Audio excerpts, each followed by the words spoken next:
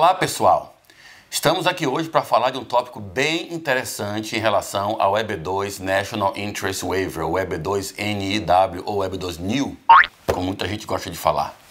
Então, essa modalidade tem sido muito usada por profissionais que não têm um sponsor, não tem uma empresa que vai aplicar para eles, vai pedir o Green Card para eles, mas eles têm uma boa capacitação profissional, uma boa ideia de projeto, e eles querem então aplicar para receber o Green Card com seus próprios esforços, sem usar um sponsor, fazendo a petição para eles. Nessa modalidade, nós vamos discutir agora sobre os 3 principais motivos de negação desses casos. Por que esses casos são negados? Quais são as 3 principais causas? Tá? Nós vamos começar com a menos frequente, depois vamos passar para a intermediária, a número 2, e a número 1, que é a principal de todas, tá? Então, antes de começar a falar sobre as causas, vamos entender um pouquinho do que a gente vai conversar aqui agora. O EB2, a categoria Employment Based, segunda preferência, né? Segunda preferência de processo de Green Card por trabalho, compreende 2 sub-áreas. A primeira é profissionais de graduação avançada, é uma pessoa que tem um bachelor degree, um bacharelado e mais de 5 anos de experiência progressiva na mesma área. E temos as pessoas que têm habilidade excepcional. Tem uma lista de 6 itens. Não vamos discutir todos os itens aqui agora, porque já tem outros vídeos também que a gente já falou sobre isso, mas esse aqui é só para dar uma geral. Então tem 6 itens e a pessoa tem que demonstrar pelo menos 3 para qualificar para o EB2. Só que isso é o EB2, tá? Existe o EB2 que o sponsor faz para você. O sponsor vai ser o petitioner, né? A empresa vai fazer o EB2, vai fazer o Labor Certification e vai demonstrar depois que você tem a condição pelo EB2 nessas 2 categorias que eu acabei de falar. Só que aí você está agora pensando, mas e o EB2 National Interest Waiver? Bom, a parte do NW, National Interest Waiver, não decorre da lei. Os critérios para elegibilidade não decorrem da lei. A lei de imigração diz, o serviço de imigração pode criar seus próprios critérios e usar o poder discricionário do governo para dizer essa pessoa vai merecer esse visto, essa pessoa não vai merecer, tá? Então, essa palavrinha discricionário, discricionariedade, você deve olhar o significado dessa palavra se você não souber, porque realmente é muito importante a distinção entre matter of law e matter of discretion. Então, matter of law, matéria de lei, matéria legal, é a parte do EB2, por exemplo, ou EB3, ou algumas partes do EB1 e tal. São processos onde a análise é objetiva. A lei tem os critérios. O oficial de imigração tem que apenas cumprir a lei. Quando você fala matéria discricionária, ou matter of discretion, aí é a vontade do oficial, é o convencimento pessoal do oficial de imigração, tá? Então, a parte do NW, muitas vezes você pode conseguir aprovar pelo critério EB2, da categoria EB2, você está elegível por essa categoria, mas não está merecendo aplicar como National Interest Waiver, como NW. Você tem que fazer com sponsor, porque o oficial não achou que você merecia esse benefício discricionário, tá? Então, vamos falar agora dos 3 principais motivos que a parte do NW, o National Interest Waiver, às vezes é negada, muito embora o oficial aceite que aquela pessoa qualifica para a categoria B2, tá? Então, vamos lá. Número 3. Essa não é muito frequente, mas acontece de vez em quando, tá? É quando a pessoa que está aplicando, que está pedindo o Green Card, às vezes tem uma carreira que não é muito linha reta, né? Então, por exemplo, você se forma em uma coisa, eu tenho aqui uns clientes assim, se formaram em direito, mas foram exercer uma atividade comercial, com seu próprio comércio, e ganharam muito dinheiro com isso, tiveram muito sucesso comercial e nunca advogaram realmente. Então, esses casos não são fáceis de ser aprovados, porque às vezes você tem, eu não posso usar o bacharelado como um dos critérios para mostrar que a pessoa está bem qualificada para o projeto, tá? E também não posso usar um projeto na área na área legal, tá? Porque essa pessoa não tem experiência nessa área. Se eu for pela experiência, então, eu não posso usar a educação formal, porque a pessoa não tem educação naquela área. Então, muito embora o National Interest Waiver aceite também pessoas, mesmo que não tenha educação na área, mas mostrar uma boa atividade, um bom crescimento na carreira profissional, um bom desenvolvimento da carreira profissional, isso pode ser aprovado mesmo assim. Só que esse, às vezes, é difícil o entendimento por oficial de imigração, então, pelo oficial de imigração. Então, nesse caso, seria interessante mais para fazer a B2NW quando você tem uma carreira em linha reta. Você se formou em arquitetura e trabalhou 10, 15, 20 anos como arquiteto. Ou você se formou em engenharia civil e trabalhou como engenheiro civil. E por aí vai. Então, você trabalhou na sua profissão. Essa é a forma melhor de explicar o processo para o oficial de imigração, tá? Então, esse é um ponto que às vezes faz com que os casos sejam negados, tá? Então, é bom a gente ter cuidado quando a gente fala com o cliente, a gente sempre fala isso aqui. Se você tem uma carreira onde você formou em uma área e trabalhou em outra, você tem uma chance maior de ser negado na parte do National Interest Waiver, mesmo que você demonstre os critérios da habilidade excepcional ou da graduação avançada. Esse não seria o caso, mas pelo da habilidade excepcional você poderia mostrar. Então, o terceiro ponto é esse, é quando você tem, por exemplo, também, às vezes, pouca experiência, né? Você está fazendo um processo, você qualificou para o EB2 porque tem um bacharelado com 5 anos de experiência. Ok, de acordo com a lei você qualificou. Só que na hora de convencer o oficial que aquela experiência é suficiente para você tocar um projeto com sucesso, está bem capacitado para cumprir o projeto, isso aí pode ser um pouco problemático, tá? Então, esse é a terceira razão pela qual processos como esse podem ser negados, tá? Agora, a segunda, lembrando que nós estamos falando em contagem regressiva, né? Então, a segundo motivo que às vezes casos de EB2 e NW são negados é a incompetência do profissional que preparou o processo, ou falta de conhecimento, ou falta de experiência, ou falta de, sei lá, habilidade de sequer fazer um projeto interessante, pensar como o cliente poderia ter uma desenvoltura melhor naquela área. É um processo que envolve imaginação, envolve criatividade e também o poder de convencimento, né? Você tem que convencer o oficial que aquele cliente está bem qualificado nos 3 critérios do caso da Nazar, tá? Caso precedente que a imigração vai usar para avaliar os critérios do National Interest Waiver. Então, às vezes você tem também os tais consultores, né? Aqueles que não são advogados. Você tem entrevista com um consultor, que é um vendedor, né? Está querendo vender ali para... Então, eles pegam qualquer processo que aparece e falam, você qualifica, tranquilo, dá aqui os papéis, vamos dar $30 mil, a gente faz o processo. Então, esses processos são mais caros do que os processos feitos com advogados, geralmente, e a qualidade é muito inferior, porque eles não conhecem, eles não sabem responder um RFE. O RFE é basicamente a análise da lei e dos fatos demonstrados no processo. E um não advogado não vai saber fazer isso muito bem. É bem complexo isso. A mesma coisa é na preparação do processo. Então, quando você prepara o processo, quando você tem o processo preparado por uma pessoa que não é advogado, não tem um advogado revisando o processo, logicamente que ele vai ser feito de forma mais simplória, mais simples e mais deficiente, né? Dificilmente você vai ter um consultor preparando um processo como esse no mesmo nível de um advogado que já tem experiência com o direito de imigração e muitos anos e tudo isso. Então, realmente, a qualidade é inferior e isso leva, muitas vezes, a negativa do processo. A gente recebe aqui constantemente casos que foram negados por empresas de consultores, esses que tem um advogado só que assina lá, mas não é com o advogado que a pessoa fala, que trata desde o começo do processo. E os casos são negados e eu vejo depois as cartas de apresentação, a carta de suporte que essas empresas prepararam e infelizmente estão num nível muito mais baixo, a qualidade muito inferior, às vezes cartas bem simples, às vezes tem o personal plan também, né? O professional plan, o personal plan. Isso daí eu quase nunca uso aqui. Aliás, eu só usei uma vez até hoje, porque a cliente insistiu muito, tá?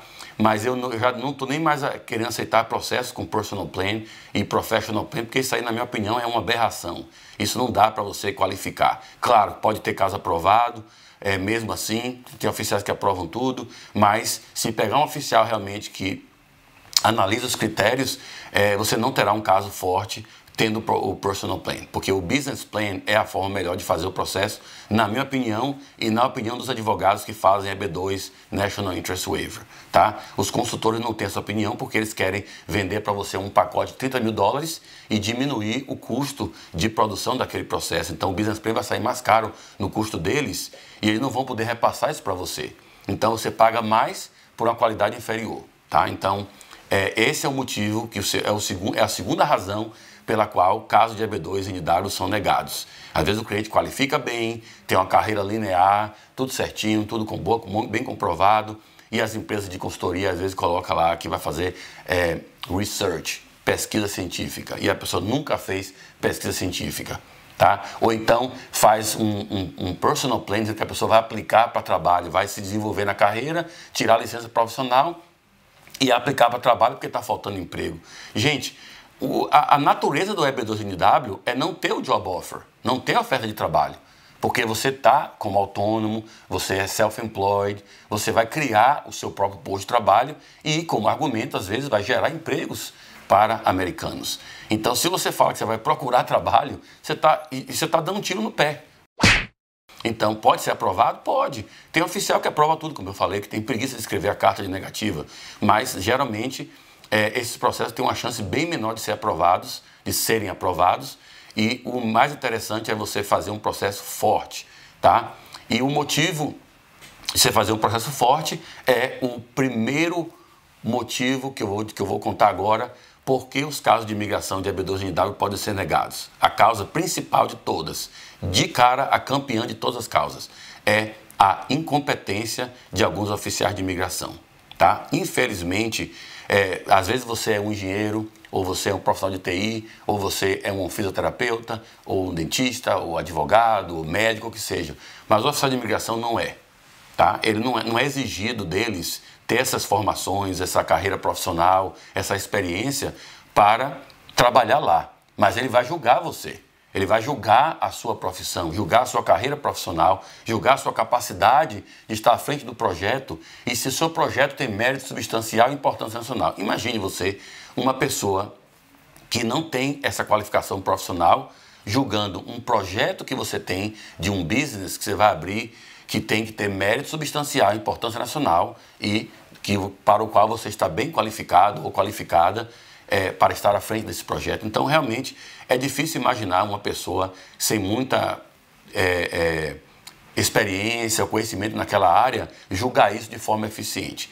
Ainda bem que a maioria dos oficiais conseguem fazer isso. Se eles seguirem o caso Matter of Danazar, o caso Danazar, as prerrogativas do caso Danazar, até que eles conseguem fazer isso. Mas tem alguns lá que realmente eles não vão entender. Tá? Eu tenho lido aqui, eu vou fazer um outro vídeo depois, na verdade, que eu vou passar para vocês algumas frases preciosas que os oficiais de imigração escreveram em casos que foram negados erroneamente. Então eu vou comentar essas frases, vou mostrar por que eles estão tão errados, tão fora da realidade, da lei e até do poder discricionário que a lei de imigração confere a esses oficiais. Tá? Então, a falta de competência de alguns oficiais é a causa número 1 que processos de imigração, como, por exemplo, o EB2NW, podem ser negados. O fato de ser discricionário, a parte do NW, é muito importante, porque você não pode nem, em alguns casos, e na maioria dos casos, você nem pode entrar com uma ação judicial contra a imigração, porque as cortes não vão querer entreter um processo desse. Não vão querer receber um processo judicial onde a imigração tem poder discricionário, ou seja, total discricionariedade para dizer eu acho que essa pessoa merece, eu acho que não merece. Ou seja, o achômetro prevalece sobre a razão. Então, é muito difícil você convencer um juiz federal disso e o juiz federal querer tomar esse processo. Por isso que a gente tem preferido fazer refile. Quando um caso nosso é negado, geralmente vai ser o primeiro motivo, porque o terceiro motivo eu não vou realmente querer pegar esses processos, eu vou evitar, a não ser que tenha muito forte de um lado que eu possa não contar com a parte educacional, mas se tiver uma carreira que você formou em uma coisa e foi para outra, eu não vou querer pegar esse processo. Geralmente eu não vou, se eu não me sentir confiante, eu não vou querer pegar esse processo para fazer. O segundo ponto não é o caso também, porque a gente faz aqui realmente, eu procuro usar todas as ferramentas necessárias para convencer o oficial, explicar o processo e nossas cartas de apresentação são muito completas. Não estou querendo fazer isso como propaganda, só para lhe dizer que se você vai para um advogado, o advogado normalmente vai fazer um trabalho como esse. Se você vai para um consultor, você vai ter essa deficiência. É a causa número 2. E a causa número 1, que a gente também, às vezes, a gente também é vítima disso, é pegar o oficial de imigração incompetente que não quer ler o processo, não quer ver a documentação, não quer analisar corretamente e às vezes nega o processo por causa disso. Tanto que os casos que a gente teve que foram negados, que são a minoria, mas que existem, esses casos nós reaplicamos. E quase todos que saíram a decisão, aliás, se eu não me engano, salvo engano, todos que tivemos decisão já, a decisão foi aprovando. Por quê? Porque quando você faz o refile, quando entra com um novo processo, a gente vai então abrir um parágrafo na carta de apresentação que vai dizer caso anterior que foi negado. Então esse cliente tem um caso negado já e vamos falar para o novo oficial. O seu colega, officer number, e vamos pular o nome do oficial, cometeu um erro no processo anterior. Os erros estão aqui. E aí quando você vai discutir erros que são grosseiros, erros que são absurdos, é fácil, né? Discutir um erro meio assim subjetivo, não sei se está errado, se não está, depende da opinião, isso é mais difícil, precisa de uma argumentação muito boa. Mas quando você vai discutir um erro grosseiro, é fácil. É só você dizer lá, a lei diz isso, meu cliente demonstrou isso, olha aqui o que é que seu colega escreveu. Olha o que outro oficial escreveu aqui. Então, geralmente, essas decisões, elas são absurdas. Então, nesse caso aí, é fácil fazer um refile e a segunda vez deve ser aprovado, tá? Muitas vezes também cabe fazer uma apelação. Às vezes, o refile não é importante para o cliente, não é tão interessante para o cliente, porque, por exemplo, o filho cumpriu 21 anos durante o tempo que estava processando o I-140. Então, se você fizer o refile, esse filho vai estar fora do processo, do segundo processo. Então, mais vale fazer, às vezes, uma motion to reopen ou até um appeal. Uma petição para reconsiderar, para reabrir o processo, para que volte ao mesmo oficial ou uma apelação que vá para o setor de apelações da imigração. E aí, embora as chances não são tão grandes assim, geralmente eles não gostam de reverter decisões anteriores, mas pelo menos você está dando uma chance que aquele filho faça parte do processo, do segundo processo. Ou melhor, do primeiro processo, porque o segundo processo não seria necessário. Mas a grande preferência mesmo tem sido fazer refile, o que a gente aqui, por exemplo, não cobra para fazer refile, porque não faz sentido, está pronto já o processo, não foi culpa do cliente que foi negado, foi culpa do oficial, e o novo oficial vai entender isso e tem entendido, graças a Deus. Então nós temos aqui os 3 pontos pelos quais processos de imigração de EB2 National Interest Waiver são negados. A gente falou na ordem inversa, né? Na ordem decrescente. O terceiro é a carreira profissional, a forma que a pessoa vai demonstrar as prerrogativas da carreira profissional às vezes podem não estar tão alinhadas com o caso da NASA e com a lei de imigração, então às vezes pode ser uma deficiência isso, é melhor talvez nem pegar esses processos para fazer. A segunda é a incompetência dos consultores ou das empresas que não usam um advogado para preparar esse processo. Isso tem sido uma grande causa de negativa, a gente tem pego vários casos aqui assim.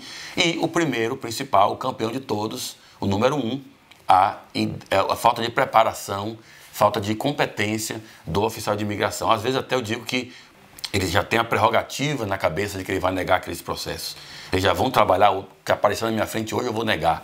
Então pode ser os oficiais. Para você saber, a gente tem uma lista que a gente chama da lista, a lista negra dos oficiais de imigração, que são aqueles que o que aparece na mão deles é negado. Não adianta ter competência, não adianta ter uma carreira profissional brilhante, ter mestrado, doutorado, PhD, o que for. Vão negar o processo, vão arranjar uma forma de negar. E aí tem que fazer refile mesmo, muitas vezes, tá? E temos também a lista dos oficiais que fazem a RFE, a grande maioria deles fazem a RFE, né, o Request for Evidence, mas depois que a gente responde, eles aprovam.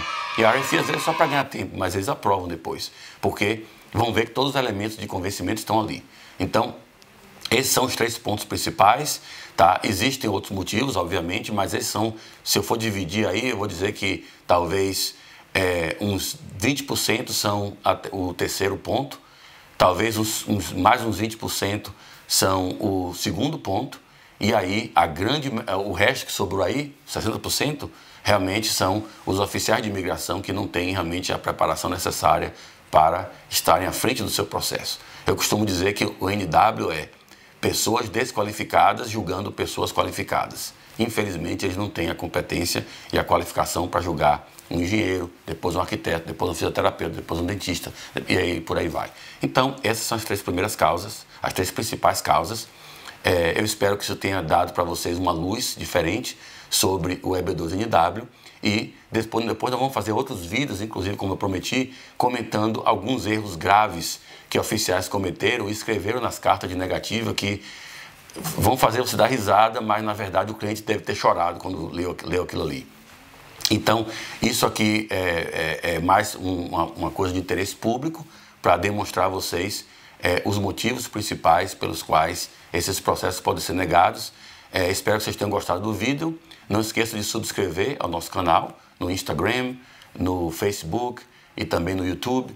A gente vai continuar postando vídeos aqui e também, se você quiser depois clicar no sininho, você vai ter alertas de quando a gente estiver fazendo a apresentação live e também os vídeos que a gente fizer upload no YouTube, tá? Espero contar com vocês, com a sua audiência no próximo vídeo. Nossa live vai ser na quinta-feira, às 5 da tarde, horário da Califórnia. E nos vemos lá então. Tchau, gente. Até a próxima.